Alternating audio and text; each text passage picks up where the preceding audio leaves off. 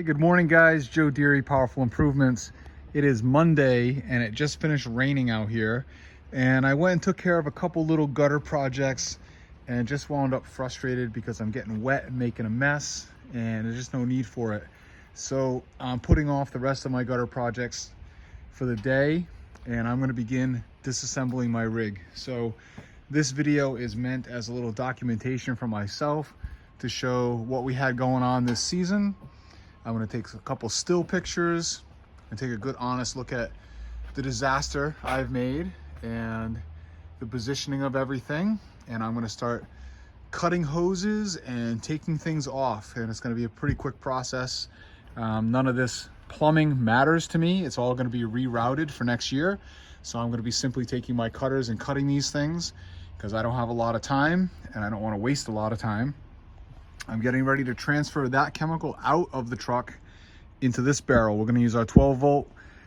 We're gonna set the proportion on straight SH and just pull right from that bucket into there. And then I overbought for the season and that's okay. So we're gonna store these. We'll be starting up again in March. So they're only gonna sit for a couple months. It's not gonna go dead, okay? Even if it were to become 10%, it's still a usable chemical. So these are all gonna get stashed in the back over here for the rest of the season. And primarily, I need to open up this bed space because it is fall gutter cleaning for me now. And I need to have tools back here, leaf blowers. I gotta get my chainsaws set up and get everything in here. I wanna get a couple of these ladders off the roof, that kind of stuff. So here we go. I'm gonna start pulling things out. And again, this video is really just meant for me to be able to document my growth and evolution. And this is what we got. All right, there we go. We're pulling straight SH with our very tired marine battery that I haven't charged for probably 2 weeks into this bucket with our fancy clamp here, you know, wire tie, just holding that gently in place. We got good flow and that's pure clean SH in there. We're gonna let that run for a while, pull a couple more things off. We're getting there pretty quickly. Got the main SH tank out. Got the 5 gallon per minute, 6 gallon per minute machine, which was there, out. I got this thing all disconnected. I've been flushing my 12 volt system and my proportional with water. So that's all good to go. Okay, just draining things now. And gonna be pulling the reels off, getting those on the ground over here. And then I showed you guys that I have hot water plumbed at the house. I'm gonna thoroughly rinse and soak and push water through everything, all the reels with warm water and let it dry for the rest of the day and then stash it in my barn. I'm stacking stuff back here for next year. I got the 4 gallon machine right there, the 5.5 right there, the fat boy there. All my hoses are drained in here. It's a Titan hose reel back there for the trailer next year. Obviously the hammerhead's hanging there. This will give Mike Carmody some stress. Look how perfectly organized all of my things are. You can see everything and find everything right at a glance, right, Mike? Hey, we'll get there. Okay, give me a minute. And next is to pull that Gen 2 out. We get the Gen 2 out and I got the marine battery out and I cut all my wiring. You guys want to disagree with that? I don't care. Everything on here is very corroded, as you can see. I'm not reusing any of those wire ends. This one's not too bad, but these are all corroded and I won't be reusing them next season, so simply cut it to get it out off of there quickly. I'm working on pulling my reels off right now. These two are gonna come off easily. This one, I'm not sure if I'm taking this hose off of here or not. I think I may, I don't know. I think I may blow that one out with air and just leave it set up. I ran a lot of water through it, probably about 50 gallons of water through it, flushing my pumps, etc. So it's nice and clean. This, of course, is the disaster back here still, and the auxiliary gas can right here is off. Okay, we'll be taking that off in a minute. And that 100-gallon tank is coming out. That I can't wait for. I want to see what I can get for a bigger tank that's going to fit in there. I'm looking for a 150-gallon tank, something with the same footprint, but 50 gallons taller because of that wasted space I got up there. All right, I got all the reels off and we got a disaster because I did not use stainless lag bolts last year. I'll be using all stainless this year.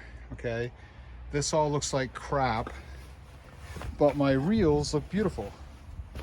These things stood up very well. The only corrosion on them is where I had the steel washers, so I'll be able to clean all of that up. And all three of these reels fared very well for the exposure that they get. They're outside all the time, getting SH on them all the time, hence the corrosion down here. But aside from that, I had to replace one swivel because I downstreamed through it. So this is a new swivel, and we'll be lubing some of these things up before I put them away a little bit. Spray some WD-40 on here, try to prevent any more rust. First, I'm going to rinse everything very well with warm water, and then a little WD here and there.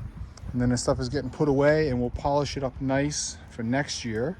Not worrying about it this season. It's my Flow Pro. We'll clean that up, flush it out, dry it off nicely. And I gotta get this box off next. Oh man. That's beautiful and disastrous all at once. I'm glad to have everything out. I'm gonna get the truck turned around and scoop all the large stuff out. Then we're gonna wash it. And then we're gonna see what we can do about removing all of those iron stains that are on there with some Napa aluminum brightener. I think I'm gonna spray a bunch of that on, lightly brush it, and see what kind of result we can get. Right, step one complete. Emptied all the leaves, rinsed it really well. Scrubbed it with that brush a little bit with no chemical yet. And let's try some aluminum brightener and see what it does. We got the Napa aluminum brightener, and I have put this much, 20 ounces, into a brand new Zep bottle. That's straight, hasn't been cut at all. And looking at the ingredients, it's phosphoric acid, sulfuric acid, ammonium, and a butyl. So it's the acids, I'm guessing, that are what is removing the iron. So let's see what it does.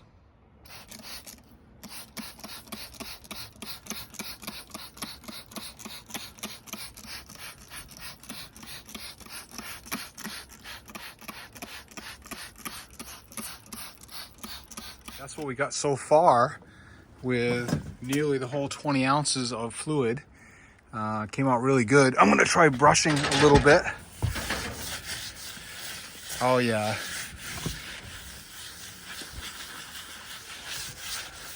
Oh yeah, beautiful. All right, I'm gonna get to that and I'll show you the end result. Right, that came out great. A little bit of brushing. All the iron that was on that side rail came off. Top looks a world better. Some of the paint came off. We were expecting that. That was not unexpected. The back looks fantastic. Big difference. Hasn't been this clean for a year. All the compartments all up underneath best I could. See the steam from the hot water.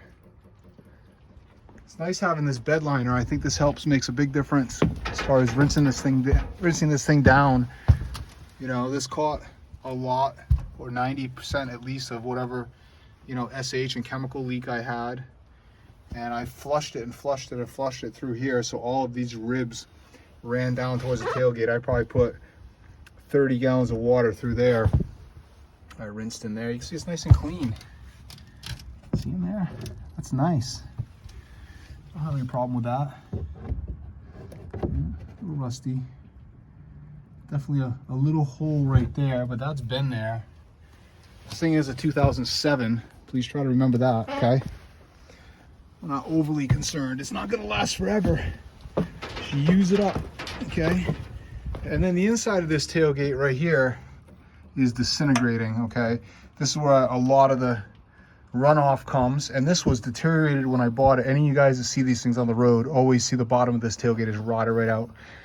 And I'm gonna have my guy weld in some angle iron and some plate steel in here. We're gonna cut this right out. On this side, I've been running a sticker over it, so it at least looks a little better, but we're gonna cut out like, you know, 3 or 4 inches up here, and we're gonna weld in some diamond plate or just a strip across there. And again, use it up. This thing's an 07. If I get another 1.5 to 2 years out of this truck, we'll be happy. So far, it's running great. We did a big upgrade to the bed last year. I had a really big, heavy beam put in right here.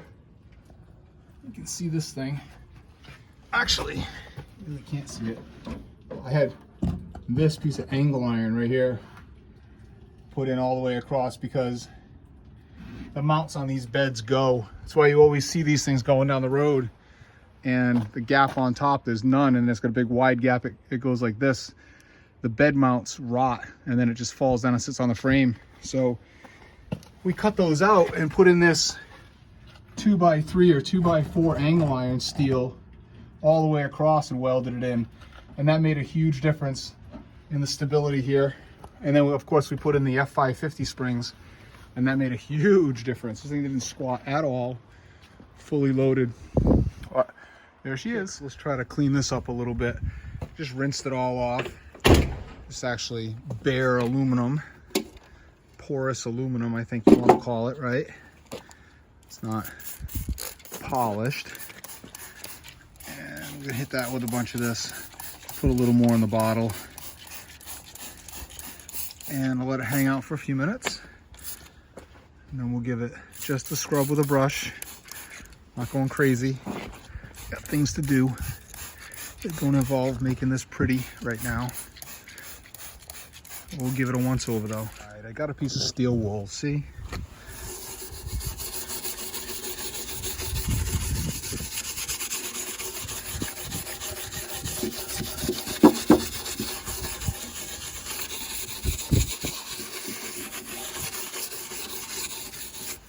Beautiful, much better. A little scratched up, of course. You knew that was gonna happen. The thing is, you know, not looking the best these days, so I really don't care. Looks a lot better than it did.